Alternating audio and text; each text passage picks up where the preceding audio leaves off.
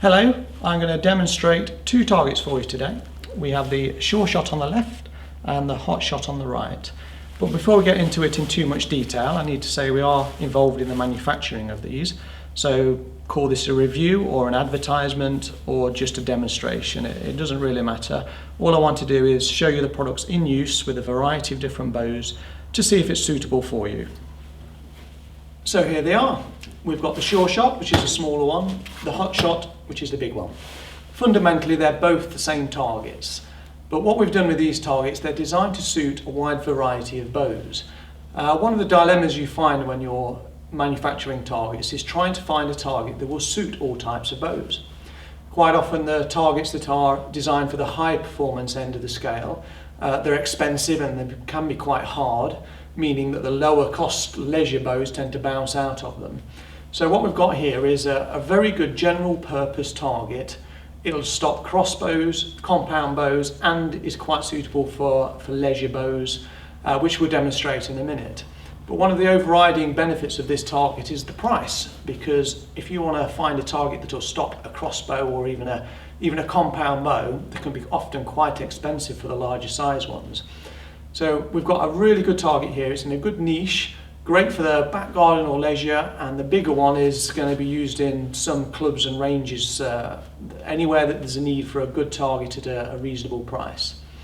So I'm going to show you it in use now, and then you can see them in action. I put together a selection of bows here which will properly demonstrate the versatility of a bag target. We go from one end of the scale to the other. So we've got a 175-pound Chase Star crossbow.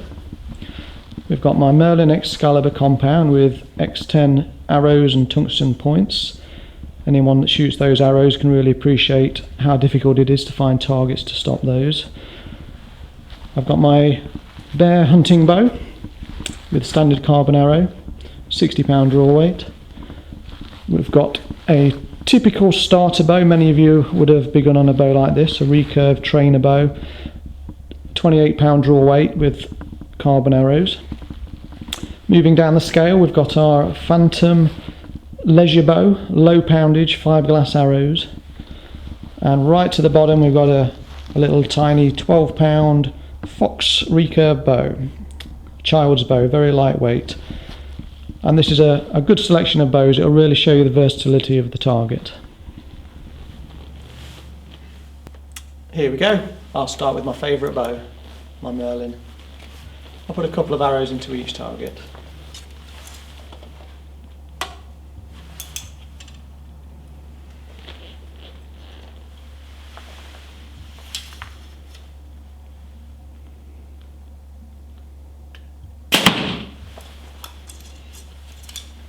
Got a nice variety of spots to aim at.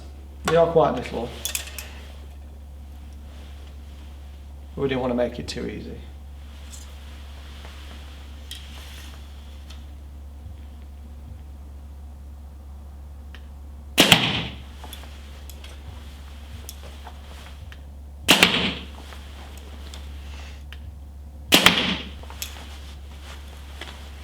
Right, change of bow.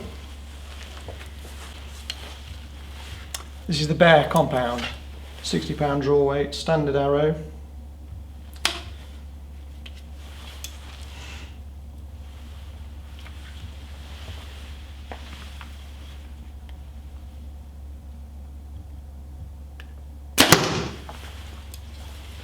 Put one in each target for you.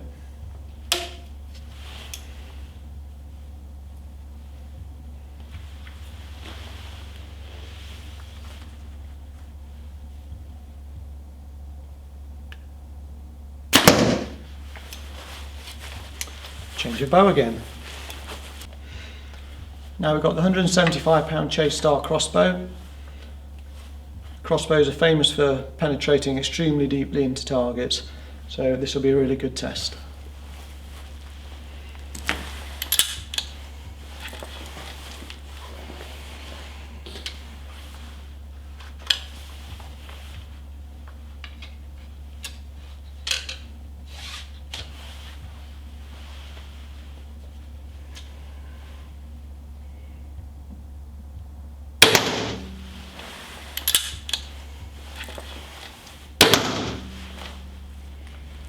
Oh, I'm glad they're done, that was exhausting.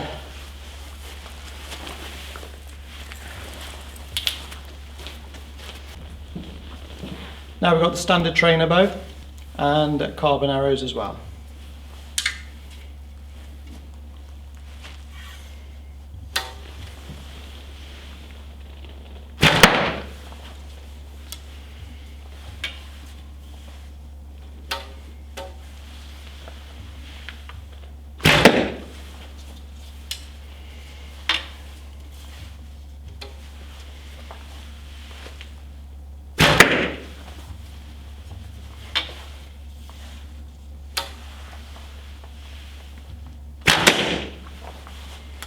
Quick change.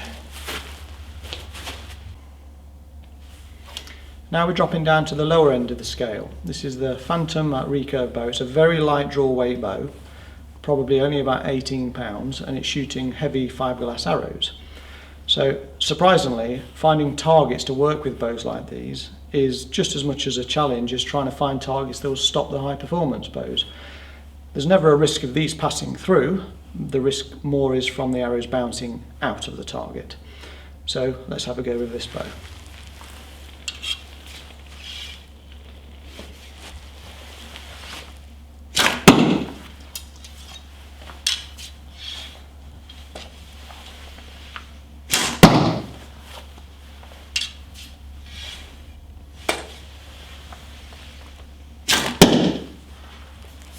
That worked really well.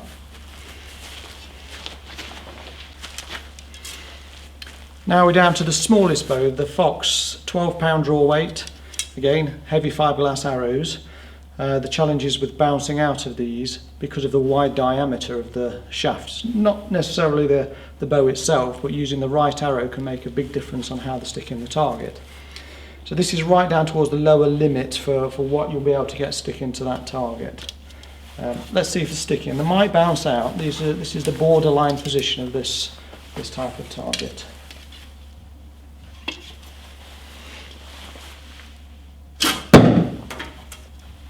Yeah, we've got one bouncer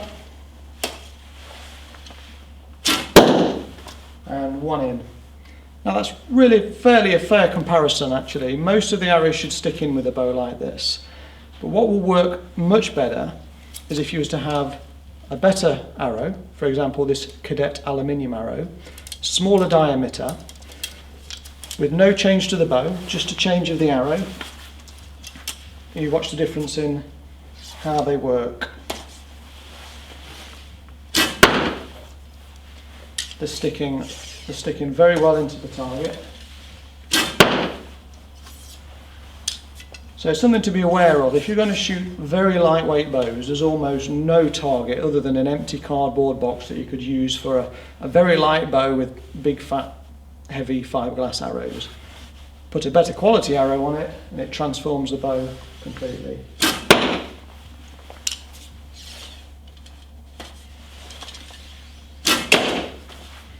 There you go. Let's go and see them close up in the target.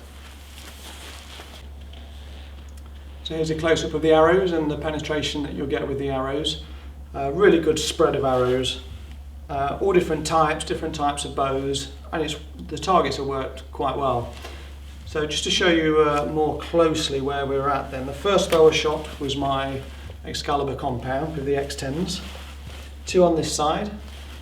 One of the nicest things about these targets is how easy it is to pull the arrows out as well. So you watch, not much penetration there, straight out, nice and easy. And the other two,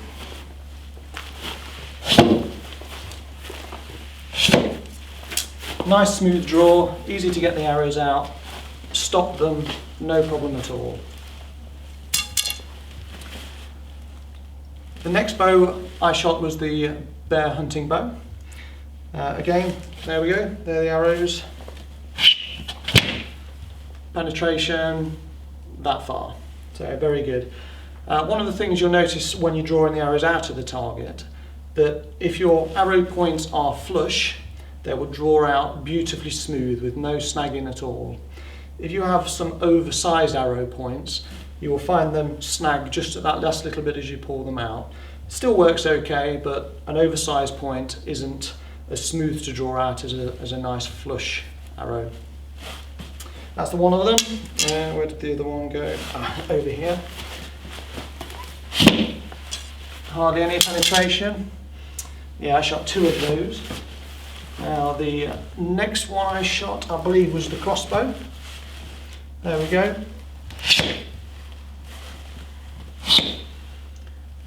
Excellent. And on the other side,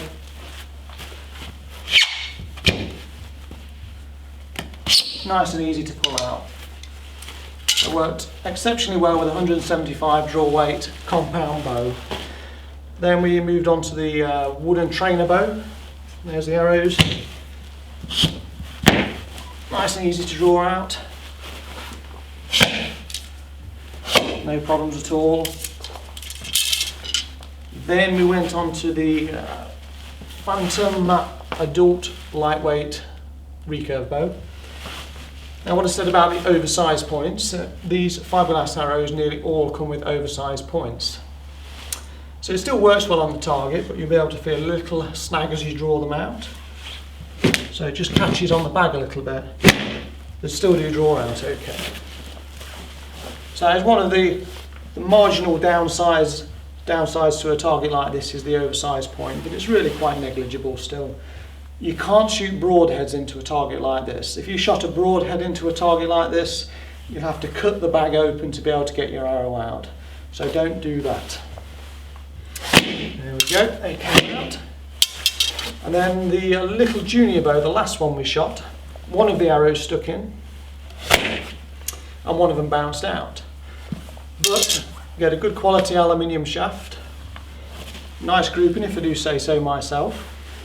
And how easy is that? So we really do think we've got a very good all-round target here to suit all types of bows, and a great value too. Another nice benefit of these targets is you don't need to buy target faces if you don't want. You can pin paper faces on, but we've got nice round traditional type of targets to aim at this side, and on both of the targets they're double printed with just some fun spiders on the other side.